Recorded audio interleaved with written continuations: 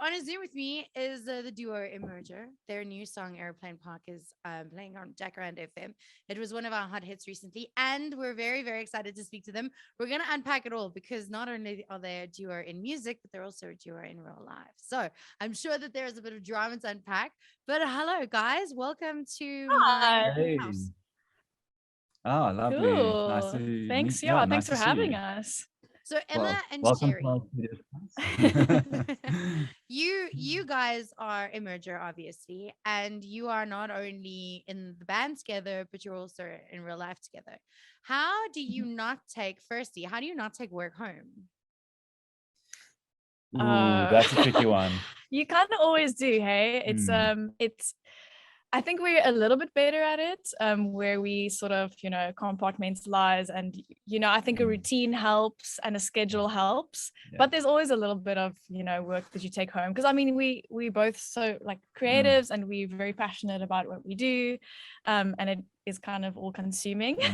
So but yeah, it's luckily it's fun work. So yeah, I mean, exactly. it's not, if we take some work home, it's at least listening to cool music, and Yeah, I'd brainstorming. sometimes take the latest mix back to our flat and I'd play it to Emma, and it'd be cool to just get her input on it. So And plans it's forward, and like music video planning and all Mm. that kind of stuff. So Yeah. it's at least creative and fun. It's fun work. Do you each have a specific like task within the band? Like, is one of you better at writing, one of you better at producing the track? Like, how does it happen? Yeah, so Gerry is the main producer. Usually a song comes about with him starting off with the chords, or a little bit of a scratch production, and then I kind of take it and listen to it and get some like lyric ideas and melody ideas. So yeah, I think that's more natural for me. Yeah, Emma's really good with all the visual and all the aesthetics. I always say Emma's head of aesthetics in the band. So Emma's really good with all the visuals, and like the music video planning and like thinking of the concepts. And Emma very much directed our latest music video for Airplane Park. So yes, I mean we each have our strengths, but yeah, we also bounce off each other and soundboard off each other all the time. What came first, the real life partnership or the band partnership? That's actually a tough question. Well, it kind of happened at the same time. We met each other in high school already. Yeah, a couple of years ago. So everyone always has the same reaction when we say, or they're either like, oh, or they're like, yo, you guys have been together forever. Yeah. But no, I mean, it was at a talent competition at the school where I heard Emma sing for the first time, and I also performed there, and I was just like, we need to get Emma for our band, and the rest is history. And so I mean, and then we started writing music together soon after that. Played like in school bands and stuff. Some school bands. And then we both, so he's a bit older than I am, but he went to study music at UCT first, and then after matric I also did that. So we kind of also studied together, and then when we were done studying, we were like, let's do this. We've always wanted to make music together and like do it properly. So that's when we really kind of started working on a body of work, and then we released our first EP, Bloom. That was in 2018. Yeah. Okay, so there's no, obviously I know that there's no right way to do it, especially now after lockdown. So many bedroom producers have actually made a success. But I very rarely speak to people that actually went to varsity to study music. And I wanted to know from your perspective, how has that helped you be better at this job? That's a very good question. I must say, the first thing off the top of my head is I guess I wouldn't be a producer if it wasn't for going to varsity. I always thought I was just going to be a songwriter and a composer, but it was at UCT where I had to do music technology as an additional course, on top of the other music courses like composition and music theory and history and all that stuff. And if it wasn't for that music technology, I probably wouldn't be I guess so skilled at producing and mixing as I am at the moment. So that was a big thing, I guess. Obviously you can teach yourself that, but if it's more structured in a course at an institution, I guess it's more digestible and just presented better. And I mean, other things as well is definitely like the exposure to different sorts of music. For instance, I was never exposed to jazz, but Emma studied jazz vocals. And because of us being in a relationship, I obviously went to all her performances and her lunchtime concerts and all that stuff. And I loved what I heard. I was like, jazz is the coolest genre, and I wish I could do that.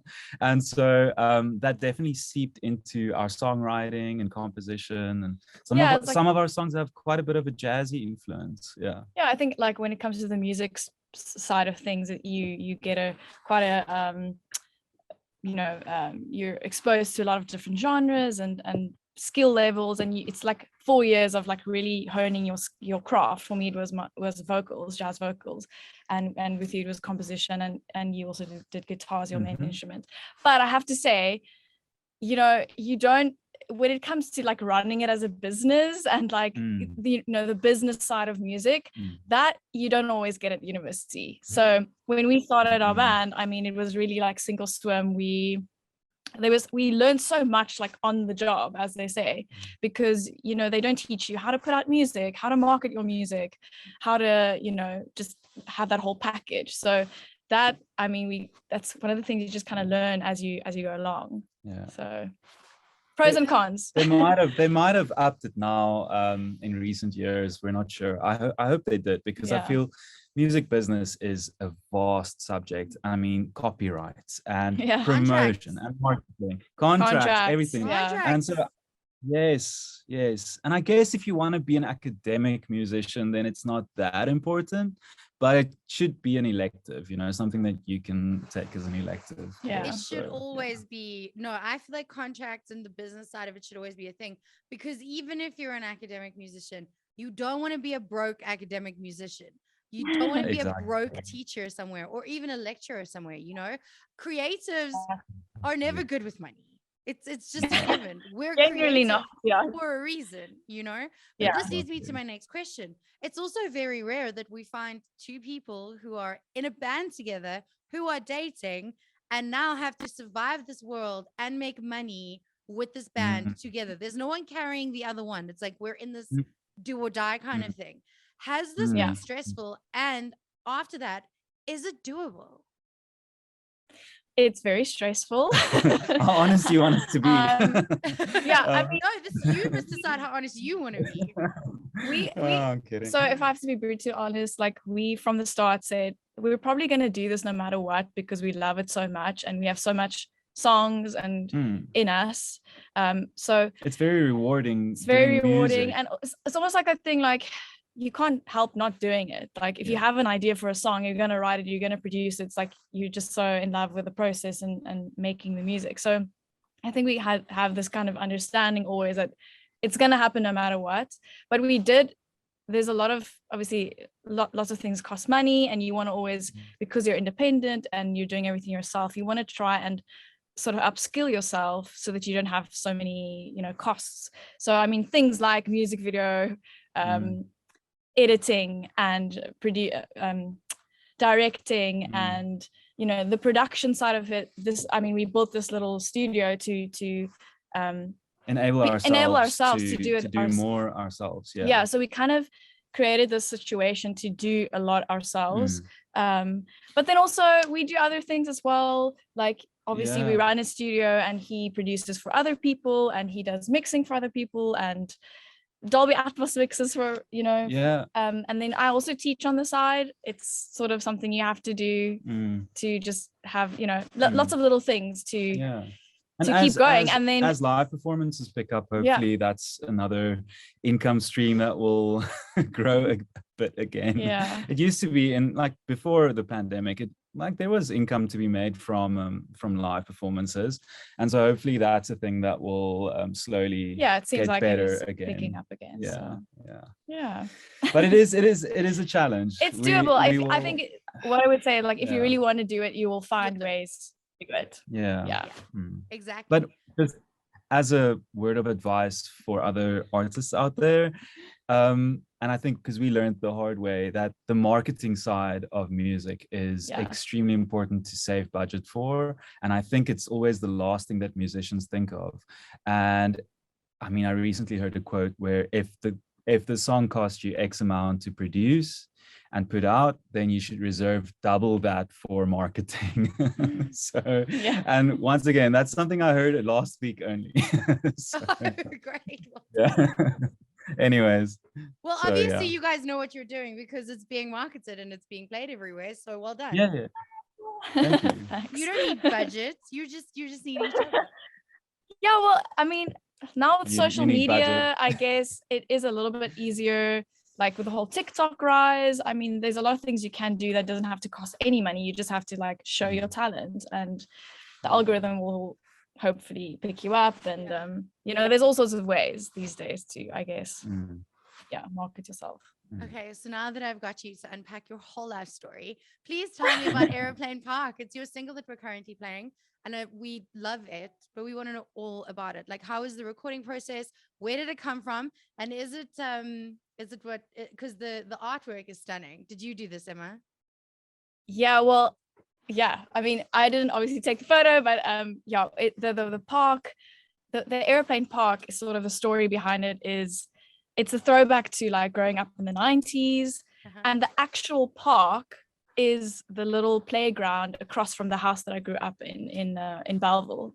And the jungle gym is in the shape of an airplane. So it's sort of like the symbol that ties the whole thing together. But really, like the story is about, you know, growing up in the 90s in the suburbs and kind of that carefree life of being a child. And then on top of that, obviously like the story of like having a childhood best friend and, you know, kind of growing up together and sharing all those like memories and experiences. So that's sort of the heart of the story.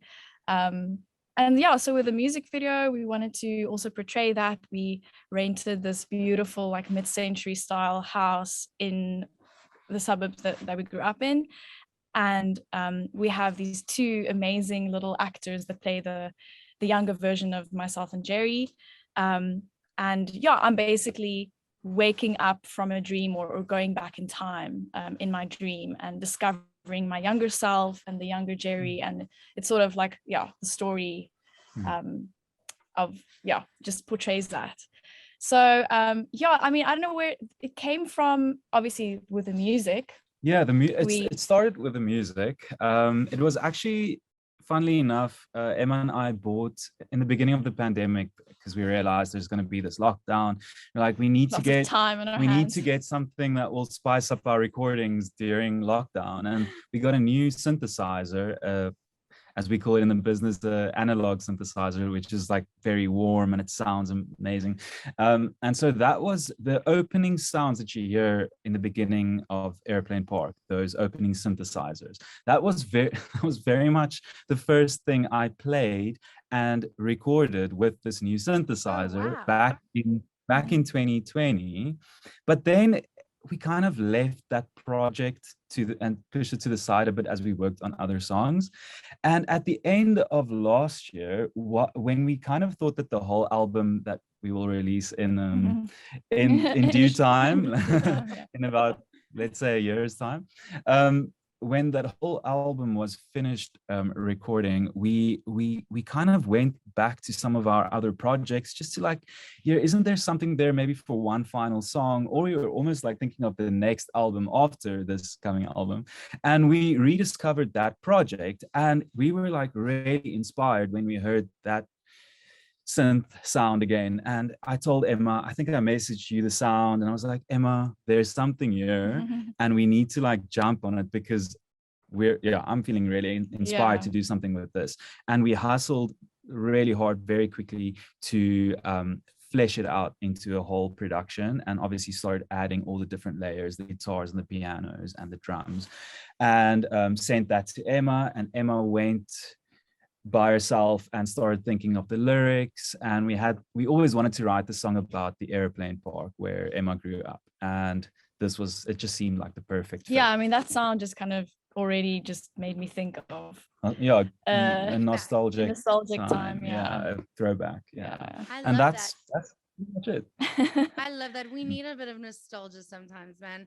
Everything is so dark and gloomy, and I think a lot of us are feeling like there's nothing to look forward to, but we forget that when we look back, we've done so much, and there's been so much that we should be grateful for, which I think will help propel us, you know? Okay, so you said album, and then you said album the next year. What is the backstory here with these giggles? So, I mean, we spent lockdown writing a bunch of songs, and we were just listening to them now, like planning the next thing. So we have about like 14 tracks that are pretty much done. And now it's just to release them. So Airplane Park was like the first. I don't think it will take a year to release the whole thing, but we'll release them as singles, and then we'll kind of bundle them as an album. So next year, definitely.